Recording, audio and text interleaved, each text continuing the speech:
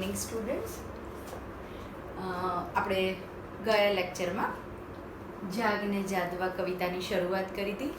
આપણે કવિનો પરિચય કર્યો હતો નરસિંહ મહેતાનો અને કાવ્યનું ઇન્ટ્રોડક્શન કર્યું હતું. ફરી એકવાર રિવાઇઝ કરીએ અને આપણે લાઇન વાઇઝ પોએમ સમજીએ, લાઇન વાઇઝ કવિતા સમજીએ. જાગને જાદવા, એના કવિ શ્રી નરસિંહ મહેતા. નરસિંહ મહેતા 15મી સદીમાં થઈ ગયા અને આ કૃતિ પ્રકાર છે પદ, પ્રભાતિયું છે. ભજન કાવ્ય હોય, જે ભક્તિ કાવ્ય હોય, એને આપણે સાહિત્યિક ભાષામાં પદ કહેવાય, એટલે આને પદ કહેવાય છે. અને પ્રભાતિયું એટલે સવારના પરોઢિયે આપણે ભગવાનને યાદ કરીને જે ભજન ગવાય એને પ્રભાતિયું કહેવાય.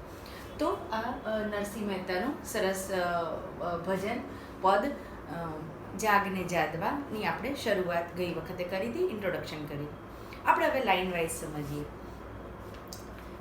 જાગને જાદવા કૃષ્ણ ગોવાળિયા, હે જાદવ કુળના જાદવ કૃષ્ણ ગોવાળિયા તું ઉઠ. એકચ્યુઅલી આ કવિતા છે ને એ જશોદા માતા કૃષ્ણ ભગવાનને ઉઠાડે છે.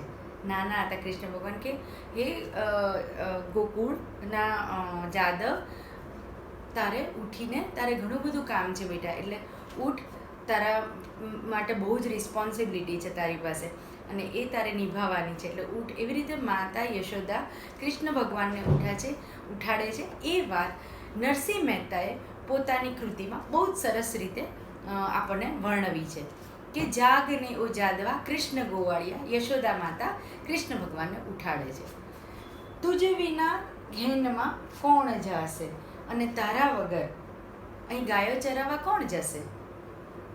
ગોકુળમાં બધા ગોવાળિયા ભેગા થઈ અને ગામના પાદરે ગાયો ચરાવવા જતા હતા. બધા ગોવાળિયા પોતપોતાની ગાયો લઈને, એ એમનું કામ હતું સવારના પોરમાં પરોઢિયામાં. એટલા માટે માં ઉઠાડે છે. તુજ વિના ઘેનમાં કોણ જાશે, કોણ જાશે, કોણ જાશે, તારા વગર ગાયો ચરાવવા કોણ જશે બેટા, ઉઠ. 360 ગોવાળિયા ટોળે વળ્યા. હવે આમાં 360 ગોવાળિયા ટોળે વળ્યા છે અને વડોરે ગોવાળિયો કોણ થાશે. જશોદા માતા કૃષ્ણ ભગવાનને કહે છે કે તું તો સૌથી મોટો વડો છે આ બધાનો, 360 ગોવાળિયાનો, તારા વગર કોણ વડો છે, એટલે ઉઠ બેટા, તારે એનો વડો 360 ગોવાળિયાનો વડો થઈને તારે બધાને ગાયોને ચરાવવા લઈ જવાની.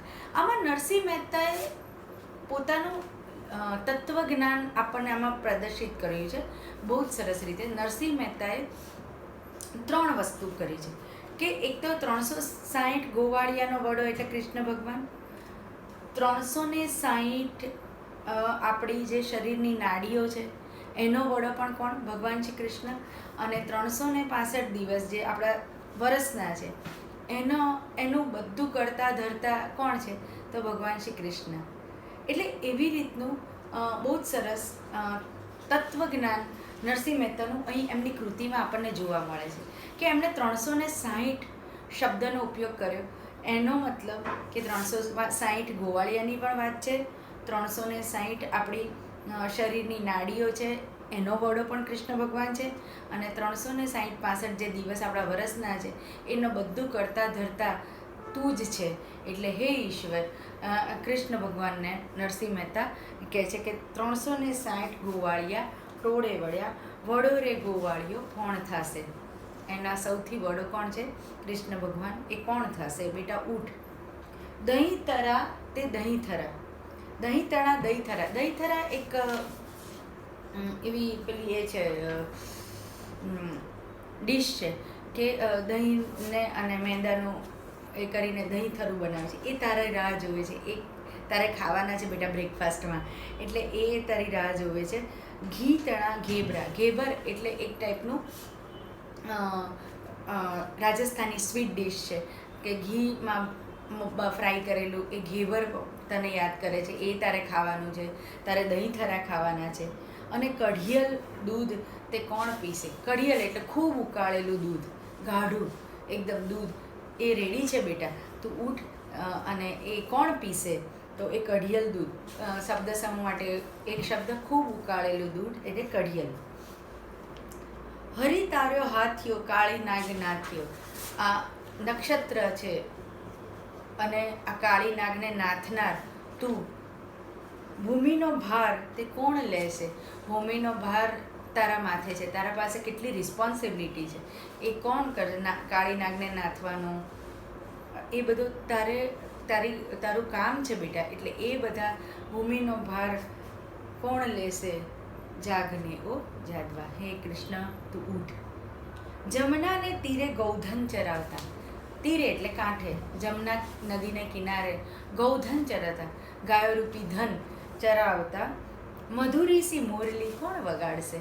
અને આ ગાયો મસ્ત ચરતી હોય અને ભગવાન શ્રી કૃષ્ણ મુરલી વગાડતા હોય, તે મુરલી કોણ વગાડશે? એવું કહેવાય છે કે ગોકુળમાં કૃષ્ણ ભગવાનની મુરલીથી સજીવ અને નિર્જીવ દરેક તત્વ એ નાચી ઉઠતા હતા.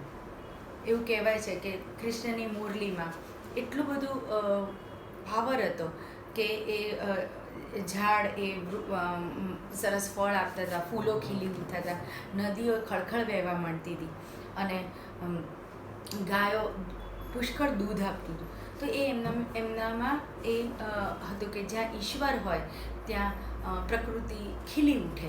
એટલે એ કોણ મધુરીલી સી મોરલી કોણ વગાડશે બેટા તારા વગર? એટલે હે બેટા, હે કૃષ્ણ તું ઉઠ, એવું યશોદા માતા કૃષ્ણને કહે છે. વણે નરસૈયો તારા ગુણ ગાઈ રીજીએ.